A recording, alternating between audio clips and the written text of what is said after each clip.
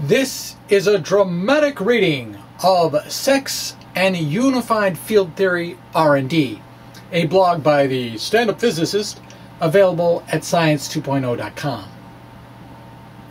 The title is not a tease, but is an exercise in abstraction. I spend most of my free mind time thinking about one of those two topics. Now, can I find any overlap in the research going on in these two? That was the challenge. I hope you don't mind that I spend most of my time talking about sex, but I will talk about the physics near the end. Now, how can we come up with an abstract definition of sex? The internet has a significant amount of abstract sex, meaning that it's really mostly traffic in text and images and audio that does not actually lead to real sex. So Wikipedia has the statistics on the amount of sexual information that travels back and forth on the internet, and there's actually a much more entertaining presentation of those statistics by a young lady who got kind of marked up on various body parts with the very same stats, and it's been viewed some 16 million times. But if you were to make a copy of the bits flowing through a fiber optic cable on a tier 1 internet backbone provider, those bits about sexuality would look like no different from those that were about stock market prices. You know, layers upon layers upon layers of protocols such as TCP, IPv6, HTTP, JPEG, Flash, Windows media things, MP3s, you know, you have to understand all those protocols before you get anything that has any relationship to human sexuality. Now, sex on the planet actually turns out to be mostly non-human. Now, a good book on that very topic is this one right here, Dr. Tatiana's Advice to All Creation, The Definitive Guide to Evolutionary Biology of Sex by Olivia Judson. Now, anything you might consider to be really kinky is actually done regularly by some kind of insect or animal. And some things that are even beyond kinky, it's done. Animals do it, all the time. So this fine book, though, focuses on the multicellular organisms. And amoebas, just one cell big, they actually do it sometimes, which was a bit of a shock to scientists who thought, no, they know how to divide by themselves, they won't do that sort of thing. They actually make a choice to either find a partner or go solo. So why do they do that? Well, error correction is one idea that was cited in an article that I read. So here's a quote from there. Asexuality is a losing game in the long run because mistakes accumulate in the genome and get passed down to the offspring, eventually killing them. This theory is called Mullers Ratchet and is traditionally used to explain why sex evolved. When the genomes are mixed up during the splitting and recombining of DNA during sex, actually, it's not during sex, it's usually before sex, but that's sex preparation 101. The offspring can shed these mistakes. Some asexual animals, like the rotifer, a small multicellular animal, actually have developed other means to recombine their genomes and avoid the squeeze of Mullers Ratchet. That's the end of the quote. Viruses actually do play this game via recombination. And in my brief stint as in molecular biology grad school, I devised a method that used something called the polymerase chain reaction to detect recombination using restriction enzymes to tell if genetic information had been traded in the polio virus. And I was told years later that although the system worked, it was really a pain in the ass to get to do the work. And I didn't have to do it, so that was good. Physics, however, is not a story of humans, animals, insects, amoebas, viruses. You know, physics is the story of numbers. So how could life be viewed as a number? Well, let's assign 1 for life and 0 for death. Natural selection is then about those traits that allow one member of a species to be alive, 1, and not dead, 0. The survival of the fittest is a story of avoiding 0. Are you fit? Well, I sure don't feel like I'm fit because, you know, I got diabetes according to this thing. Oh, and my pump, right? Yeah, I got my insulin pump right here, pumping me up 24/7. I got a heart murmur, which actually indicates that I've got 2 valves on the aortic side instead of 3, like most of our viewers. And I also have celiac disease, which means that I attack anything that looks like gluten or wheat. So I don't feel very fit. But I do have a daughter, and so that means I'm not a total loser in evolution's eyes. I just don't feel very fit. Now, sexual selection is actually the other huge engine of evolution theory. And yeah, Darwin thought about that too. In Puritan America, I should say, oh, that's right. In Puritan America, I should be wearing a shirt. The subject is suppressed due to the accurate choice of words in that label. One live creature plus the efforts of another live creature lead to the creation of a third being. 1 + 1 makes 1. Cooperative creation. That is sexual selection. Cooperative creation is interesting. The child is not a clone of either successful parent. Instead, the new creature is a combination of their parents. Now, sexual gene transfer can be either horizontal or vertical. We're actually more familiar with the vertical form that lends itself to the family trees. Our great-great-great-great-great-great-grandparents were from Africa. Horizontal creative cooperation is when genetic information travels across species lines. Me and somebody who's not human. Viruses are actually adept at this task. The repeated ALU elements in the human genome are thought to have been old retrotransposons. Now, most of the million ALU sequences are shared by our fellow primates, but actually about 7,000 of them are unique to humans. Evolution should be taught early and often. You are like your parents, but you're not quite like your parents. But it does help explain why your hair and eye color look like, you know, your kids. Instead, you know, some people actually want to skip over the subject entirely because it's awkward. Now, they want to give it the big fat 0. If it is taught, then the focus is on natural selection, the battle between 0 and 1.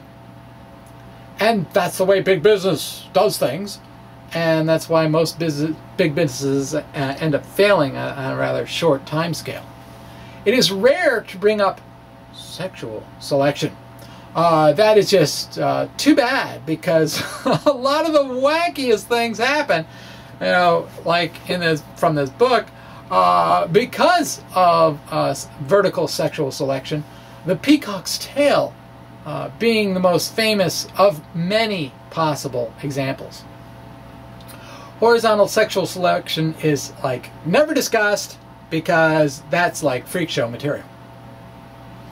And that's kind of what I thought about this subject until January 26, 2010, when I read the following article by Kay Dawson on Slashdot.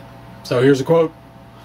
Lucid Beast tips a mind-bending report at New Scientist on the latest paradigm-breaking work by Carl Woese, one of the early discoverers of the third branch of life on Earth, the archaea. Woese and physicist Nigel Goldenfeld argue that even in its sophisticated modern form, Darwin's theory of evolution by natural selection applies only to a recent phase of life on Earth. Woese and Goldenfeld, I think, believe that the horizontal evolution led to the rise of the genetic code itself. At the root of this idea is overwhelming recent evidence that horizontal gene transfer, in which organisms acquire genetic material horizontally from organisms around them rather than vertically from their parents or ancestors. The donor organism may not even be the same species. The mechanism is already known to play a huge role in the evolution of microbial genomes, but its consequences have hardly been explored. According to Woese and Goldenfeld, they are profound, and horizontal gene transfer alters the evolutionary process itself. After I kind of published this, I made a point of clarification due to a comment I got from a fellow named Sasha. The modern theory of evolution is a scientific theory. Should Woese's and Goldenfeld's work withstand further study, it would simply augment a scientific theory. It is common practice for science reporters to reference a challenge to a long-dead great man as a means of generating interest. Now, please just keep that caveat in mind. Such a big claim requires tracking down the actual relevant article. I couldn't get it directly. I had to go, but you know, the power of search, found some archive site that had it.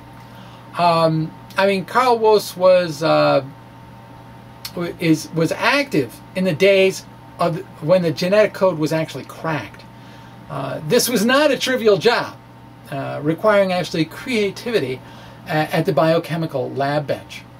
A few were straightforward. For example, if you wanted to figure out the codon GGG, well, you make a mRNA that is CCCCCCCC and see what tRNA binds. And sorry if I'm going to be skipping over the details of the central dogma of molecular biology, which is DNA makes RNA makes protein. But I want to focus really on the genetic code. So there are like 20 amino acids in the proteins along with 4 bases. And you also need a stop codon. So if you just use 2 bases, you could actually code for 16 amino acids, and that's not so good.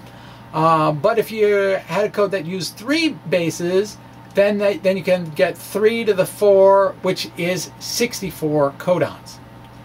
So so go ahead and make a genetic code like you want to. Feel free. It turns out you've got a lot of freedom. You could make 10 to the 83rd possible genetic codes. That's a lot of wide open space, okay? Now, that is actually smaller than the landscape of vacua for string theory, which is like 10 to the 500. But still, that's really a stupidly big number. And it turns out that life on this planet has decided to use basically one genetic code. Now, there are a few variations out there, otherwise it wouldn't be life. I think particularly with the stop codon. But if you're studying a new organism, you actually don't have to go and break the code for that particular that branch of life. I mean, and that's true for the three main branches of life. The eukaryotes, which are like you and me, they have a nucleus and they got the organelles, you know, nicely organized and that kind of stuff. They're the prokaryotes that are like single cell sorts of things that live in our gut and the ground and all that kind of stuff. They are fast biochemical whiz kids that pack everything in one bag. All right, and then there are the archaea. They actually live in really harsh environments, and they're a little bit like prokaryotes, a little bit like eukaryotes. Their RNA, though, is distinct from the other two, and that was actually one of the key clues that this fellow Woese used to discover that third big branch of life. So the particular genetic code in play here is excellent at minimizing damage from errors in translating DNA into protein. If the third codon is like translated wrong, either because a mistake gets made making the mRNA, or there's a problem with the tRNA that's grabbing onto that actual codon, it'll actually often result in like no change whatsoever in the protein. So that's a good thing. And if actually a mistake is made in the second codon, well, then that will actually usually result in a different amino acid being used. But the gods who intelligently designed the code made sure that the different amino acid in that situations were actually not that different on a chemical level. So if one's like hydrophilic, the wrong one will also be hydrophilic but might have an extra carbon or two. So what Woese and Goldenfeld did was see if the vertical genetic transfer could generate this most excellent genetic code with all the organisms used. And what they found when they did some, simulations on the computer of evolution, which is kind of a technique that's been around for a while, was that they didn't really work out because they got a genetic code that was pretty good. It just wasn't super optimized. It just kind of got to that pretty good stage and everybody kind of stuck there. And a second problem was that, some of the lines branched off early and they never, got in agreement with the other dominant line. And that's just not what we see out there in nature. So they then modeled the evolution of the genetic code with horizontal gene transfer. And those simulations showed that everybody converged to the same most excellent genetic code. And that is actually what's seen in the wild. So says Goldenfeld, horizontal gene transfer would have acted as an innovation sharing protocol, greatly enhancing the ability of organisms to share genetic information that were beneficial. Now, I read that article and it was like I could almost feel my view of evolution, bending in my mind. I mean, horizontal gene transfer went from the freak show to the pole position. It is just next to beyond impossible to do anything useful biochemically. It's trivially easy to be stupid. Now, if a creature anywhere figures out anything useful, it is such enormous, huge advantage to be able to grab that sometime down the line. And that remains true today, like even in politics. It's trivially stupid to be easy. No, easy to be stupid. But doing something useful, that's actually kind of rare. Vertical gene transfer now comes second in my point of view. I mean, think of the craziest thing that you've done in your life, okay? And that thing probably has a link to sex, not to survival. Sex is a creative process. Yes, yes. And it creates a new life like no other before it when you look at it in detail. Natural selection, that ends up last. It puts the handcuffs on sex. Creatures need to eat and to avoid being eaten before they can get it on. In Woese and Goldenfeld's view, there were actually different phases of evolution.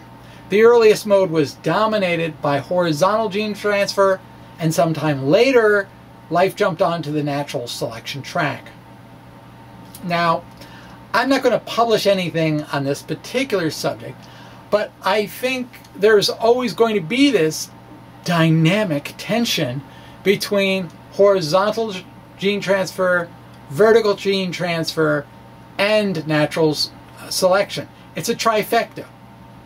Now, some biologists are actually trying to quantify how much horizontal gene transfer there is, and I've seen numbers like 10 to 30%. It looks to me like all three are really dependent on each other. Too much sharing and you don't develop your own niche. I mean, biology is all about obtuse niches. And how much time is spent looking for food versus a mate? Well, that varies all over the place according to books like this one. So what has changed for me is basically the definition of sex. Sex is about creative cooperation amongst the successful. Sex can happen outside the lines of species. Doing anything is stupendously difficult, so sharing genes means sharing success. Now I get to go to physics, so I can get dressed again. I can be proper. All right. Physics, yes. So, physics. In physics, the vacuum has. Oh, look! I put my shirt on backwards. I'm going to wear my shirt on backwards. Why not? The vacuum has much power over the minds of theorists. The Higgs false vacuum cleaner could provide the mass for 3-gauge bosons. That would be the two W's, W plus, W minus, and the Z. And through the magic of the Yukawa coupling, maybe even the fermions too. You know, in a murder mystery, it's always the butler that did it. In physics mysteries, and we have a few, the vacuum did it. Or at least it's been one of the prime suspects. Now, I don't think the vacuum is the leading candidate for the stable uniform velocity start of the universe at the Big Bang, or for the failed Newtonian gravity description of large things like galaxies, spiral galaxies spinning around, or galactic clusters and working like that, or the odd acceleration of galaxies that is going on right now. Note that I have avoided using the usual labels for these since I focus on the problems, not the most popular yet unproven hypotheses. those being inflation, dark matter, and dark energy, respectively. I think physics is really all about unity, one, in spacetime. I wanted to join tensors and group symmetry generators at the hip. Tensors allow potentials to be added and subtracted. The symmetry generators allow multiplication and division. Quaternions do both at once. And so this is my big unifying sort of expression, as it were. This covers the group symmetries U1, SU2, and SU3 found in the standard model without being the standard model, because it's actually a little bit smaller. So in the standard model, those are tensor products and not these cohabitating subgroups. So fermions, that's bosons. Fermions might, and I stress the might, okay, not like, yeah, we got really excellent data along these lines, and like who doesn't believe me is a fool. No. This is genuine. Do I have any ice here? I've got a thin layer of ice. I like almost don't even have ice here, but I'm hoping, I'm thinking, I'm going to do more thinking about fermions being related to quaternion triple products. The multiplication table for quaternion triple products is very dense. It might be rich enough to mine all the results that we already know about fermions. Now, if it was actually this particular figure that convinced me there's just like no way I can do it alone, but I will try and do a lot, okay? So my work circles around creative uses of unity, downplaying zero, as I think should be the focus for evolutionary theory. So there's the link. Alright, so here is my snarky puzzle.